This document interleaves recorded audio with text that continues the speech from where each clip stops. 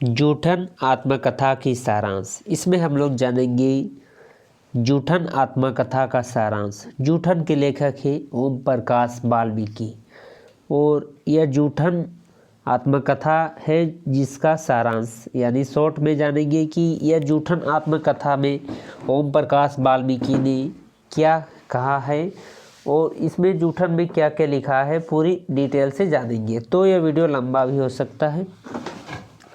उत्तर, लेखक ओम प्रकाश का जन्म बरला में चुल्हड़ों की बस्ती में के एक निर्धन परिवार में हुआ था। वह घर चंद्रभागा के घर से बिल्कुल सटा हुआ था। उसके बाद कुछ परिवार मुसलमान जुलाहों के थे।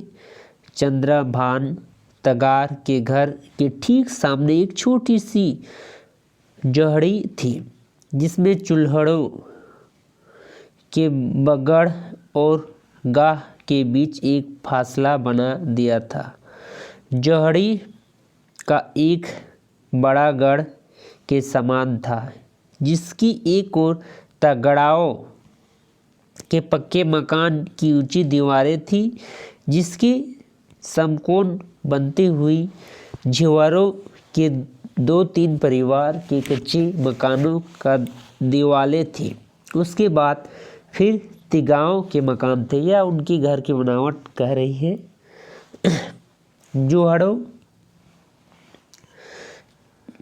चूहड़ों के मकान जोहड़ी के किनारे थे जिसके पीछे खुले में टट्टे फरगत के लिए जगह थी। इसी जगह गांव भर की लड़ाई झगड़े गोलमेज कॉन्फ्रेंस की शक्ल में चर्चित होते थे। चारों तरफ गंदगी भरी होती थी। ऐसी दुर्गंध की मिनट भर में सांस घुट जाए।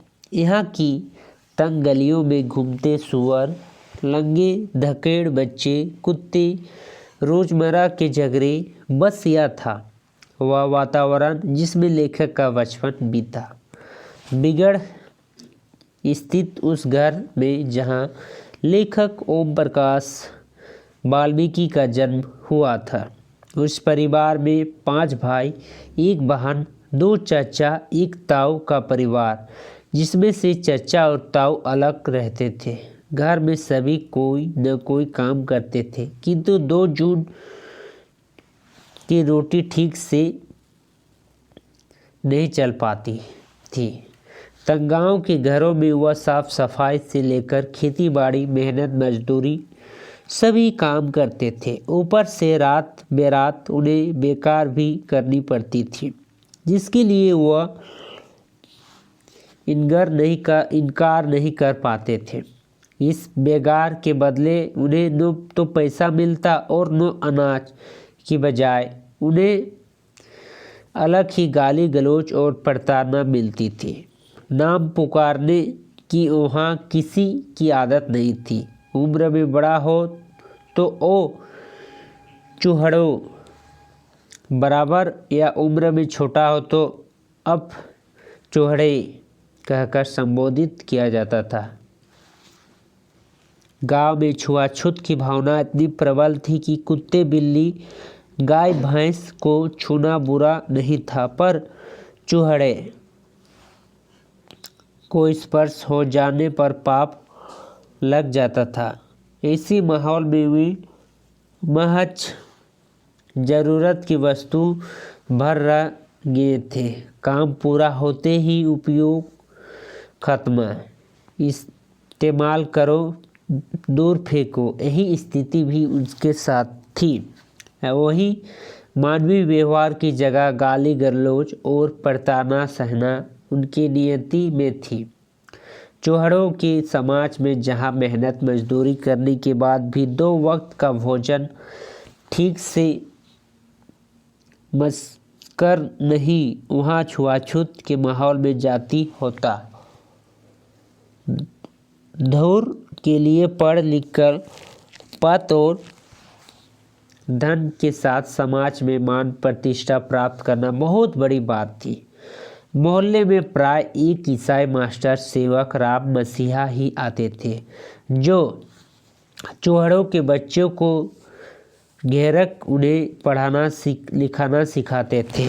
सरकारी स्कूल में उनके लिए प्रवेश निषेध था, इसीलिए पढ़ने लिखने के लिए लेखक को अकेले उन्हीं ईसाई मास्टर के पास भेजा गया, क्योंकि भाई तो काम करते थे और बहन को स्कूल भेजने की बात ही नहीं थी।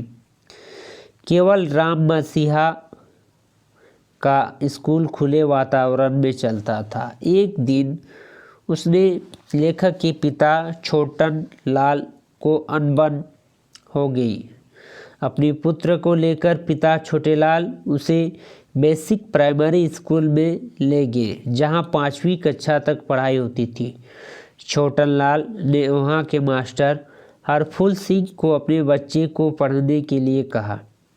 हरफूल सिंह ने उन्हें आगे दिन आने को कहा। कोई दिन तक छोटनलाल वहां चक्कर लगाते रहे। आखिरकार एक दिन ओम प्रकाश लेखक को उस विद्यालय में दाखिला मिल गई। तब देश की आज़ादी मिले 8 साल हो गए थे, यानी कि 1947 और 8 यानी 1955। गांधी जी की अछूतोद्धार की गूंजती प्रतिध्वनि का प्रभाव स्वरूप विद्यालय में दरवाजे अछूतों के लिए खुलने शुरू तो हो गए, पर जनसामान्य की मानसिकता पूर्ववत थी। तभी तो विद्यालय में अछूतों को दूसरा से अलग जमीन पर बैठाना पड़ता था। इतना ही नहीं, ऐसा बच्चों को त्यागियों के बच्चे चूहड़ों को कहकर चिढ़ाते थे। प्रायः अकारण वे उन्हें पीटते थे। ऐसी यातनापूर्ण जिंदगी जीते हुए वो बच्चे चिड़चिड़ा हो गए थे। ओम प्रकाश की कक्षा में ही राम सिंह और सुखन सिंह भी थे, जो क्रमशः चमार और झीवर जाति के थे। राम सिंह के माता पिता तो खेतों में मजदूरी करते थे, किंतु सुखन सिंह के पिता एक इंटर कॉलेज में चपरासी था। ओम प्रकाश, राम सिंह और सुखन तीनों साथ साथ पढ़ते हुए हमेशा आगे रहे, पर जाति के छोटेपन और उन्हें 10 से खुद को वे मुक्त नहीं रख पाए। अपमानित होने तो वैसे उनकी नीयत बन गई थी। बरला गांव में रहने वाला कुछ मुसलमान त्यागी भी थे, जो तगाह कहते थे। व्यवहार भी उन्हें के साथ हिंदुओं जैसा ही था।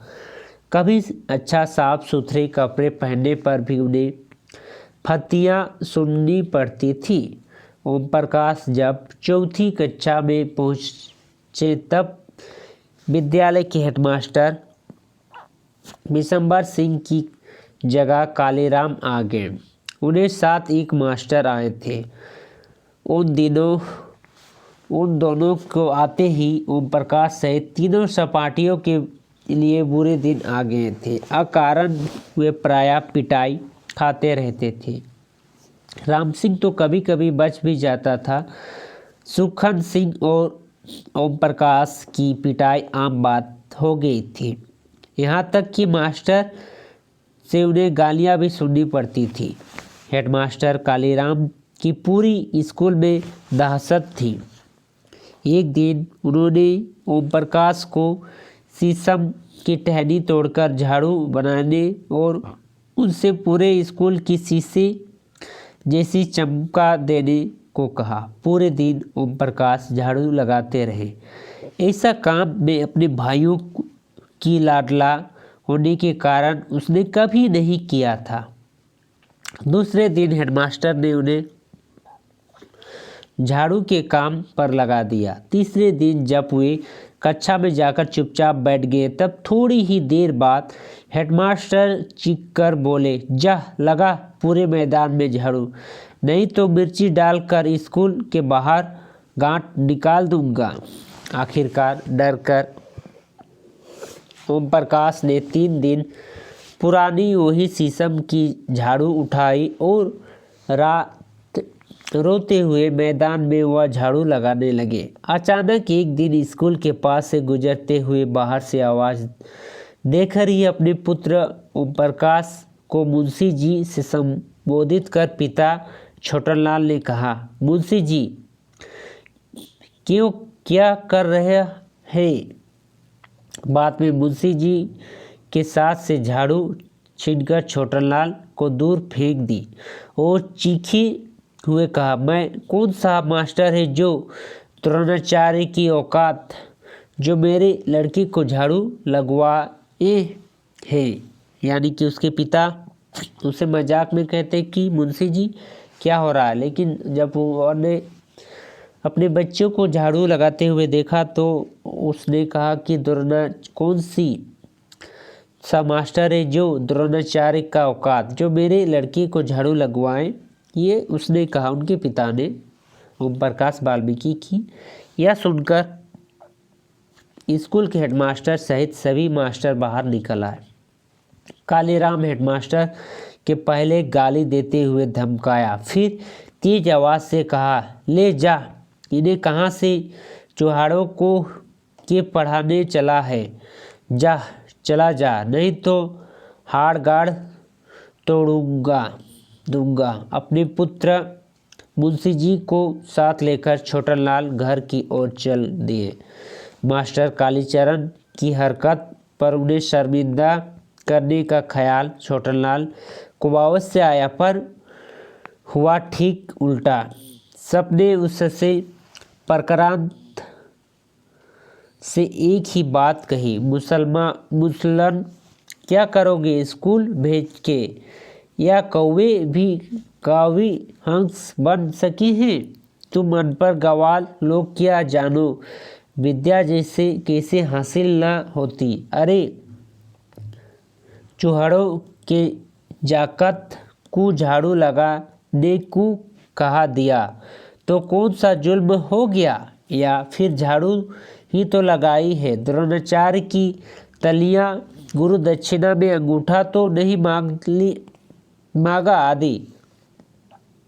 अंत में छोटनलाल जी थक हार कर अपने घर निराश लौट आए और सारी रात बिना खाए पिए बैठ सोचते रहे सारी रात।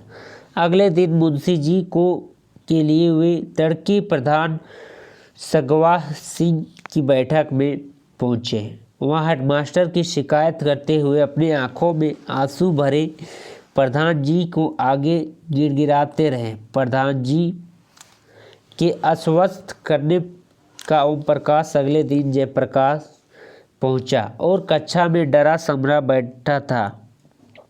बार बार इसे लगता कि हेडमास्टर कब आएगा।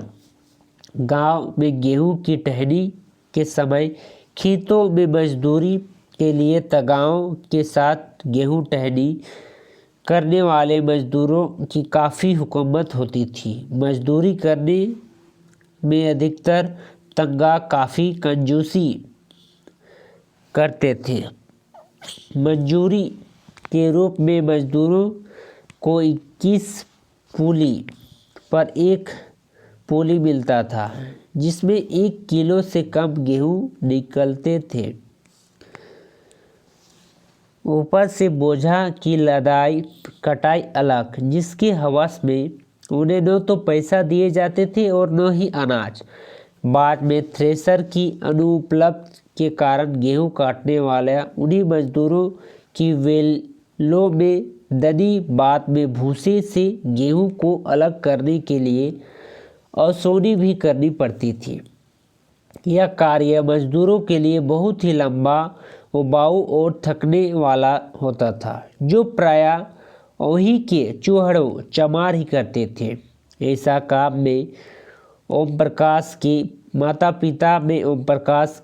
पिता को भी करना पड़ता था। वहाँ के 8-10 तगाओं, जिसमें हिंदू मुसलमान दोनों होते थे, के बैठक खाने, मवेशी बांधने की स्थिति यानी खटाल या बतरन की साफ सफाई के काम में ओम प्रकाश की माँ, बहन, भाभी और जसवीर और जनशेर दोनों भाइयों को लगना पड़ता था। तंगाओं के यहाँ जब कोई शादी विवाह का मौका होता तब मेहमान या बाराती के चुकने के बाद जूठे पत्तल टोकरियों में भर भर कर वहाँ से हटाने का काम भी चूहड़ों ही करते थे। इस जूठन से उन्हें यहाँ महीने का भोजन चलता था। जूठी पत्तलों से जो पूरियाँ एकत्रित होता था उन्हें वे धूप में सुखा लेते, फिर चरपाई पर कपड़ा डालकर उन पर पूरियों के टुकड़ों को वे फैला देते, जो बरसात के कठिन दिनों उनका भोजन में काम आता। अब जब ओम प्रकाश छोटे थे तब उन्हें भी जूठन लाने की कार्य में अपने माता पिता का सहयोग करना पड़ता था। चहाड़ों के लिए जहाँ रोटी का नसीब न था वहीं पढ़ाई की बात सोचना हास्यास्पद बात थी। फिर भी ओम प्रकाश 5वीं कक्षा पास कर 6ठी में दाखिला लेने को सोचने लगे। एक दिन ओम प्रकाश सुअर चराकर वापस घर लौट रहे थे। रास्ते में सुखन सिंह मिल गया। अपने रोककर पूछा, क्या मदरसे जाना छोड़ दिया? आगे न पढ़ेगा? ओम प्रकाश ने इनकार में हाथ हिलाया। कुछ देर तक वह स्कूल के नए परिवेश की बात करता रहा। जहाँ पहले प्राइमरी स्कूल में चटाई पर बैठते थे वहाँ कुर्सी और डेस्क थे। मास्टर पिटाई भी कम करते थे। हर एक विषय पर अलग अलग मास्टर थे। घर लौटने पर ओम प्रकाश का मन उदास था। स्कूल न जाने पाने की व्यवस्था के कारण वे निराश था। बार बार त्यागी इंटर कॉलेज बरला की भव्य इमारतें उनकी आंखों में घूमता रहा। घर पहुंचते ही ओम प्रकाश ने अपनी माँ से अपनी स्कूल जाने की बात कही। यह सुनकर अपने टीन बक्से से भाभी ने तत्क्षण पाजेब निकालकर उनके हाथ में रख दी। भाभी ने इस स्नेह से पड़ो की औरतों अभिभूत थी। पिताजी द्वारा मना करने के बावजूद भाभी नहीं मानी। इस प्रकार पावजे गिरवी रखकर ओम प्रकाश का दाखिला 6ठी कक्षा में हो गई। वहीं अरिवल रोल नंबर होने के कारण ओम प्रकाश कक्षा में सबसे पीछे बैठते थे। राम सिंह सुखन सिंह दूसरा सेक्शन में थे। वहाँ श्रवण कुमार चंद्रपाल वर्मा उनके अन्य मित्र थे। चंद्रमाल जाति ने गुजर था, इसीलिए उन्हें उसके सामने सबकी घिपटी बांध जाती थी। त्यागी लड़के लड़कों से डरते थे। ओम प्रकाश अर्धवार्षिक परीक्षा में अपने सेक्शन में प्रथम आया, जिसके कारण उसके भीतर आत्मविश्वास जगा। यहाँ भी छूते अछूत की भावना कम न थी। परीक्षा के दिनों में प्यास लगने पर चरपाई ऊपर से ही पानी डालता था। पुस्तकालय में पहली बार पुस्तकों से ओम प्रकाश का परिचय हुआ। 8वीं कक्षा तक पहुँचते पहुँचते शरतचंद्र प्रेमचंद्र रविंद्रनाथ टैगोर को वह पढ़ डाला था। इस प्रकार पढ़ने का सिलसिला आरंभ हो गया। अनपढ़ अछूत परिवार में जन्मे ओम प्रकाश का परिचय धीरे धीरे न केवल पुस्तकों से हुआ, अपूर्ति साहित्यकारों में उन्हें नियंत्रण और सम्मान भी मिलने लगे, जिसका प्रमाण सन 1993 में हंस के संपादक राजेंद्र यादव जी से मिला निमंत्रण तथा दिल्ली में मजदूर बस्तियों में आयोजित कथा कथन के कार्यक्रम के माध्यम से साहित्यकार पाठकों बीच उन्हें उनका आर्थिक संवाद है। आगे बढ़ती ओम प्रकाश की पढ़ाई के साथ ही पड़ोस के स्कूल जाने वाले साथियों के साथ छूटना चला गया। 6ठी कक्षा के बाद राम सिंह और सुखन सिंह पुन्या एक ही सेक्शन में आ गए। राम सिंह पढ़ने में काफ़ी तेज था। ओम प्रकाश के साथ राम सिंह भी रुकावट दल में शामिल हो गया। जिला स्तरीय प्रतियोगिता में भाग लेने के समय ओम प्रकाश की कक्षा के ही एक लड़के जो धोबी था के घर जब ओम प्रकाश का जाना पड़ा तब उसने देखते ही उस लड़के का बाप चिल्लाया, अबे चूहड़े के कींगे घुसा आ रहा था। उसका बेटा उसके पास खड़ा था, जिससे ओम प्रकाश ने वर्दी पर इस्त्री कर देने की कहा तो उसने जवाब दिया, हम चूहड़ों चमार के कपड़े नहीं धोते, न ही इस्त्री करते हैं। जो तेरे कपड़े पे इस्त्री कर देगा तो तगा हमसे कपड़ा न फुलवाएंगे, महारी का रोजी रोटी चला जाएगा। यह कहते उन्होंने इस्त्री करने से इनकार कर दिया। ओम प्रकाश निराश उल्टे पांव लौट गए और वहाँ सोचने लगे कि गरीब का अभाव से निपटा तो जा सकता है, पर जाति से पार पाना कठिन है।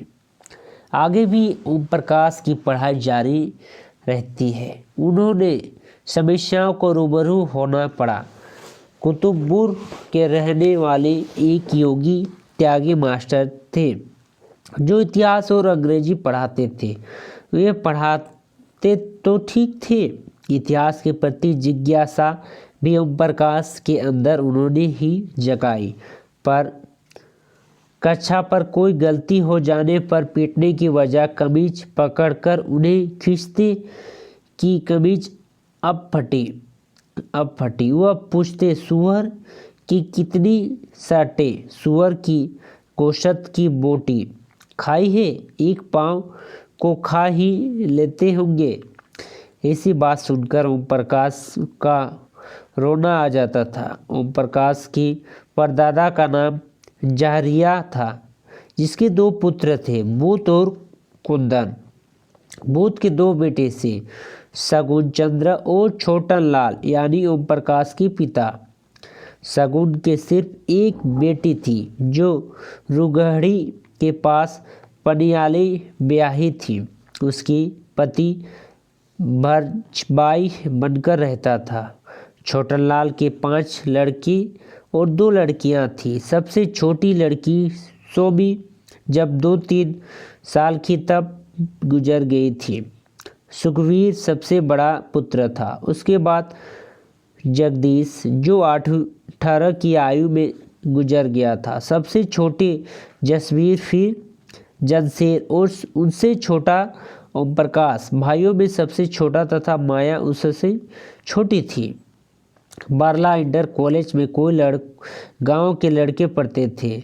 लड़कियों की संख्या वही 5-6 से ज़्यादा न थी।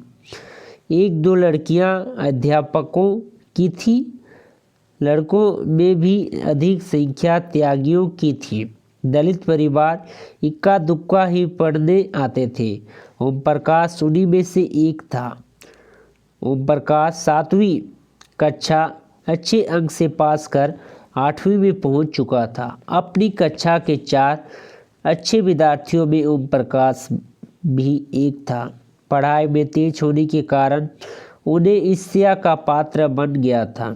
एक दिन स्कूल जाने के लिए घड़ी के अभाव में समय का अंदाज न होने पर कुछ जल्दी ही निकल पक्की सड़क पर वह अकेले चल रहा था। उसने देखा कि उसके पीछे पीछे सूरजभान त्याग कर बेटा ब्रिजेश आ रहा है। उसका बड़बना सुनकर भी ओम प्रकाश ने अनसुना करके आगे बढ़ता रहा। उनके कंधे पर एक लंबी सी लाठी थी और चेहरे पर शैतानी झलक। उसने आवाज दी, अबे चूहड़े के रुक जा।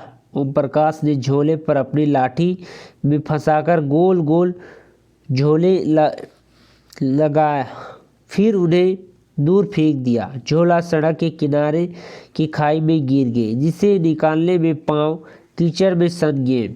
उस दिन ओम प्रकाश का मन यही सोचकर दुखी हो गया था कि पढ़ना लिखना सिर्फ हास्य में नहीं, किंतु पिताजी का ध्यान आते ही उन्हें उनकी बात याद आई। पढ़ लिख कर जाति सुधारती है। ओम प्रकाश के साथ घटी उपायुक्त घटना में प्रतिक्रिया स्वरूप मां रोने लगी। पिताजी बात सुनते ही मरने मारने को तैयार हो गए। श्यामलाल चच्चा बल्लम उठा लाए। त्यागियों के प्रति विरोध का स्वर्ण तीव्रता से उभरने लगी। बेगाल पर जाने से लोग मना करने लगे, पर माँ को डर होने लगा कि किसी झंझट में न फंस जाए। घर की आर्थिक तंगहाली में ही ओम प्रकाश की पढ़ाई व्युत्क्रम के बावजूद जारी रही। ओम प्रकाश ने 10वीं की बोर्ड परीक्षा पास की, जिसके प्रभाव स्वरूप बस्ती के बच्चे में पढ़ने लिखने की रुचि बढ़ गई। अपनी पढ़ाई के चबूतरे पर हुआ 15-20 बच्चों, जिसमें बड़ी उम्र के लोग भी होते थे, को प्रतिदिन 1-1.5 घंटा के लिए पढ़ाने लगा। अपने पिता के साथ बाहर मुजफ्फरपुर नगर जाकर ओम प्रकाश ने गीता खरीदा, जिसका उसने गहन अध्ययन किया। यह किताब बाद में उन्होंने अपने मौसी जी, जो आर्थिक प्रवृत्ति के थे, वह भेंटस्वरूप दे दी। इंटर में ओम प्रकाश प्रैक्टिकल नहीं कर पाने के कारण फेल हो गया, जबकि रसायन शास्त्र के अलावा सभी विषयों में अच्छे अंक मिले। इस घटना से ओम प्रकाश की पढ़ाई में भयानक गतिरोध उत्पन्न हुआ। घर में आया की शादी तय हो गई। काम की व्यस्तता में अपनी दुश्चिंताओं कुछ समय के लिए ओम प्रकाश भूल अवश्य गए, पर बाद में अपनी भगी पर से बाहर आने की छटपटाई उनके अंदर पूर्ववत रही। जसबीर उन दिनों में सर्व ऑफ इंडिया देहरादून में नौकरी कर रहा था। वह वहाँ मामा के साथ रहता था। जसबीर ने उनकी व्यथा सुनकर कहा, चल छोड़ मार गोली इस गांव को, दाखिला लेकर वहीं पढ़ना। पिताजी भी ओम प्रकाश को देहरादून जाने की इजाज़त दे दी। जमशेर भी तब इंद्रसन नगर में वही पास में रहता था। जसबीर अपने मामा के साथ रहना था। उसी कमरे में ओम प्रकाश भी रहने लगा। जमशेर ने कोई नौकरियां नहीं थी, जो भी काम मिलता वही कर लेता। अक्सर रात की पाली में वह ठेला ढोने वाला नगर पालिकाओं की गाड़ी में काम करता था। इंद्रनगर में ज़्यादातर सफाई करने वाला, भगी और जूते बनाने मरम्मत करने वाली जटिया रहते थे। इंद्रनगर से DAV कॉलेज काफ़ी दूर पड़ता था। काफ़ी दूर भाग दौड़ के बाद ओम प्रकाश को वहाँ दाखिला हो गई। 2-3 महीने बाद जसबीर ने उनके लिए साइकिल खरीद ली। कॉलेज जाने लायक ओम प्रकाश के अच्छे कपड़े भी थे। गांव में जैसे तैसे कपड़े में काम चल जाता था। वहाँ सब पैंट कमीज पहनते थे। जसबीर ने अपनी एक पुरानी पैंट दे दी, जो काफ़ी ढीली थी। वही पहनकर ओम प्रकाश कॉलेज जाने लगा। कक्षा में उसके देहातीपन का कोई बार लड़के के मजाक भी उड़ाया था। वहाँ ओम प्रकाश को नया माहौल मिला। धीरे धीरे एक एडजस्ट करने लगे। कॉलेज की गतिविधियों में उनकी सक्रियता बढ़ने लगी। वहाँ आकर एक नया शब्द दलित में उसने शब्दकोश में जुड़ गए, जो हरिजन का स्थापन नहीं बल्कि करोड़ों के आक्रोश की अभिव्यक्ति है। साहित्य से परिचय बढ़ाने के साथ ही ओम प्रकाश को अफसोस मुक्त होने लगा था। अब कॉलेज में दोस्तों के साथ उसका तर्क वितर्क भी होने लगा था।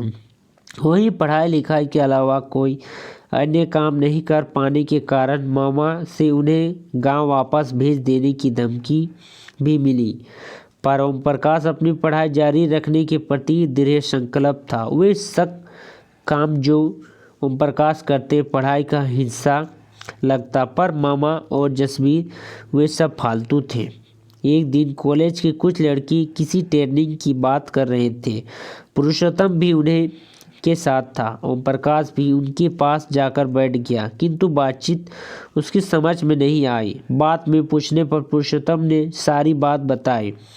बात रायपुर में किसी बम फैक्ट्री में मशीन के कल पुर्जे के काम सिखाई जाने का संबंध था। इस ट्रेनिंग में हाई स्कूल पास लड़के को लिया जाता था।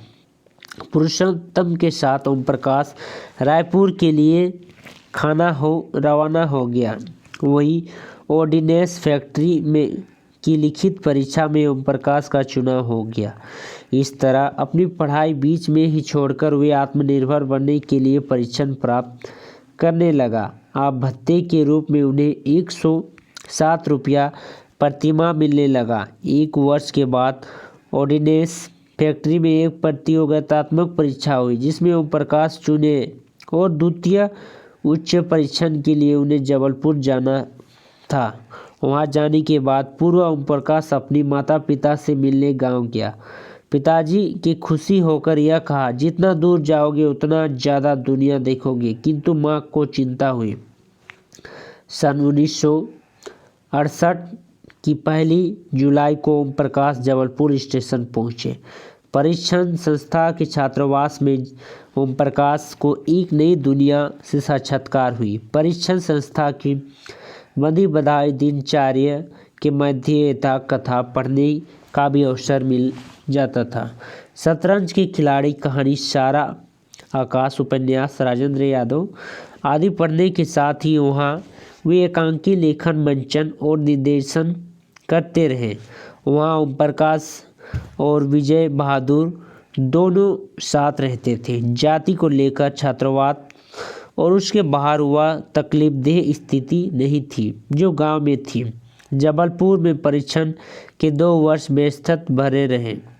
उन्हीं दिनों ड्राफ्टमैन की ट्रेनिंग के लिए ऑर्डिनेंस फैक्ट्री इंस्टीट्यूट अम्बलनाथ मुंबई द्वारा आवेदन मांगे गए थे। जबलपुर में परीक्षण लेने के बाद लगभग सभी छात्र ने आवेदन किया था। ओम प्रकाश का उसमें चुनाव हो गया और 8 जुलाई 1970 में Om Prakash ordnance factory training संस्थान अम्बलनाथ मुंबई के छात्रावास में पहुंच गए, जहां जिम्नास्टिक, इंडोर गेम्स आदि की सुविधाओं के साथ स्विमिंग पूल एवं पुस्तकालय व वाचनालय भी थे। वहां के पुस्तकालय को देखकर भला ओम प्रकाश रोमांचित कैसे नहीं होता। वहीं ओम प्रकाश को Pasternak, Hemingway, Victor Hugo, Pierre Louis टाइल्स, ऑस्कर वाइल्ड, रायोटोला आदि के साथ रविंद्रनाथ टैगोर, कालिदास के संपूर्ण वाङ्मय पढ़ने का अवसर मिला। वहाँ रहते हुए एक मतवाह ओम प्रकाश ने नवभारत टाइम्स मुंबई में दलित समस्याओं पर एक लेख भेजा जो छप गई थी, जिसको लेकर जबरदस्त प्रतिक्रिया हुई। दलितों के प्रति संवेदना दिखाने के अपराध के लिए प्रिंसिपल ने उन्हें डांट भी सुनाई पड़ी। इतना ही नहीं, सुदामा पटेल द्वारा अनुचित आचार्य अन्न के एक नाटक मारुचि भावसी में मुख्य भूमिका के लिए रंगकर्मी के रूप में ओम प्रकाश की विशिष्ट पहचान बनी। इसी क्रम में अमरनाथ की मराठी रंगकर्मी गुलकर्मी ने ओम प्रकाश का परिचय हुआ। वहाँ रहते हुए उन्हें चर्चित निर्देशकों के साथ काम करने का सुयोग प्राप्त हुआ। परीक्षण के दौरान मिलने वाले भत्ता से बचकर ओम प्रकाश एक निश्चित राशि अपने पिता को भेज देते था। शेष बची राशि वो अपने खर्चे चलाते थे। परीक्षण की बात अम्बलनाथ ने उसकी तबादला चंद्रधर महाराष्ट्र हो गया। ऑर्डिनेंस फैक्ट्री चंद्रपुर में उनकी नियुक्ति हो गई, जहाँ के जीवन की समझ और तालमेल ठिकाने में ओम प्रकाश को काफ़ी समय लगा। ड्यूटी के बाद मिलने वाला समय वह अध्ययन में बिताते थे। यहाँ रंगमंच और साहित्य का अच्छा माहौल था। इसी बीच उनकी शादी के लिए जसवीर ने कोई लड़की तय कर दी, जिसके लिए उन्हें इनकार कर दिया और स्वर्णलता भाभी की छोटी